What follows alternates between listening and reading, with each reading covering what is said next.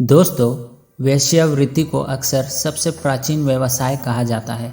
वास्तव में यह बाइबल के समय में भी महिलाओं के द्वारा धन कमाने का एक सबसे सरल तरीका रहा है।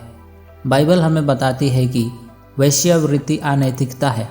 नीति वचन उसका 23 अध्याय पद 27 और 28 कहती है, वेश्या गहरा गड्ढा ठहरती है और पराई स्त्री सकरे कुएं के समान है।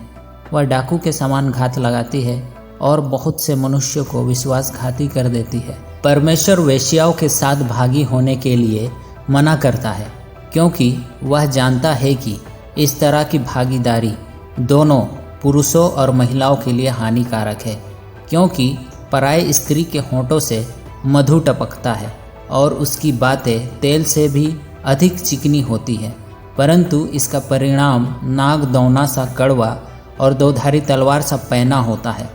उसके पांव मृत्यु की ओर बढ़ते हैं और उसके पग अधलोक तक पहुंचते हैं। वेश्यावृत्ति केवल विवाहों, परिवारों और जीवनों को ही नष्ट नहीं करती है, बल्कि यह आत्मा और प्राणों को भी ऐसे तरीके से नष्ट कर देती है जो शारीरिक और आत्मिक मृत्यु की ओर जाते हैं।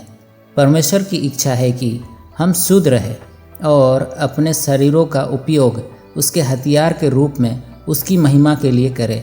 पहला कुरिन्थियों 6:13 कहता है, परंतु देह व्यभिचार के लिए नहीं, वरन प्रभु के लिए है और प्रभु देह के लिए है। दोस्तों, वेश्यावृत्ति पाप से भरा हुआ काम है, लेकिन भी वेश्याएं परमेश्वर की क्षमा की सीमा से परे नहीं हैं। बाइबल परमेश्वर की योजनाओं की पूर्ति के लिए राहाब नामक एक वेश्या के उपयोग के बारे में बताती है। उसकी आज्ञाकारिता के परिणाम स्वरूप उसे और उसके परिवार को प्रतिफल और आशीष मिली थी। नए नियम में एक स्त्री जिसे व्यभिचार का पापी होने के लिए जाना जाता था, उसे यीशु ने उसके पाप से शुद्ध होने के लिए क्षमा और शुद्ध कर दिया था। उसे तब यीशु की सेवा करने के लिए अवसर मिला था, जब यीशु एक फरीसी से मुलाकात करने उसके घर आया था। उस स्त्री ने मसीह को पहचान लिया था कि वह कौन था।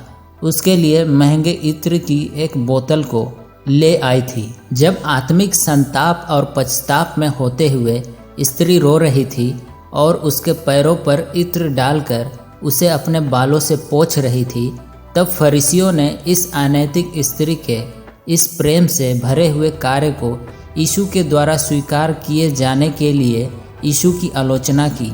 तो उसने उन्हें सचेत किया और उस स्त्री की आराधना को स्वीकार कर लिया। उसके विश्वास के कारण मसीह ने उसके सारे पापों को क्षमा कर दिया और उसे अपने राज में स्वीकार कर लिया। दोस्तों, किसी भी अन्य व्यक्ति की तरह वेश्याओं को मुक्ति और परमेश्वर से अनंत जीवन प्राप्त करने का अवसर मिलता है, ताकि वे अपने सभी अधर्म से शुद्ध हो जाए और एक नया जीवन प्राप्त कर सके। उन्हें केवल इतना करना है कि अपने पापी जीवन शैली से मुड़ जाए और जीवित परमेश्वर की ओर मुड़े, जिनकी अनुग्रह और दया असीम है। इसीलिए यदि कोई मसीह में है तो वह नई सृष्टि है। पुरानी बातें बीत गई, देखो सब बातें नई हो गई है।